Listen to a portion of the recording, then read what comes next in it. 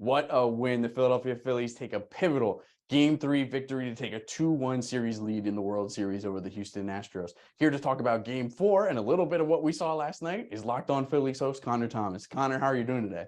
I'm doing great, Kale, especially after that win last night. How could you not be fired up about the Phillies? It was an absolutely incredible drubbing offensively. And I think the thing that everyone is talking about is what did the Phillies pick up on off of Houston starter Lance McCullers last night? You know, there was a video circulating that he wasn't lifting his front leg on his delivery quite as high when he was throwing the fastball. And there's a theory out there that they weren't actually picking up on anything. They were just talking through strategy of attacking a guy who throws a lot of breaking balls. Whatever you believe, they were seeing it really, really well. And a guy that throws a majority of breaking balls was just getting hammered last night by the really hot Phillies lineup. The energy from last night's win in Citizens Bank Park was absolutely incredible. So are you assuming that this is going to carry on through the rest of the series? You know what? I think it's going to get even louder and even crazier at Citizens Bank Park as these games go on and the Phillies draw even closer to clinching the World Series. This fan base knows how important it is that this series gets finished here in Philadelphia. They're going to be revved up and ready to go again tonight. With the extra off day in the series, the Philadelphia Phillies returning to ace Aaron Nola for a Game 4 start. Are you expecting him to have a better outing than he did in Game 1 of this series?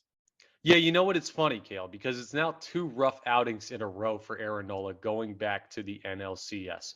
So you've got to imagine that good he's been over the past month is going to come back around in this game. I do expect a really good start out of Aaron Nola, and he's significantly better at home. So I think he's going to show up and show out tonight in what we're hoping will be his final start of the 2022 season.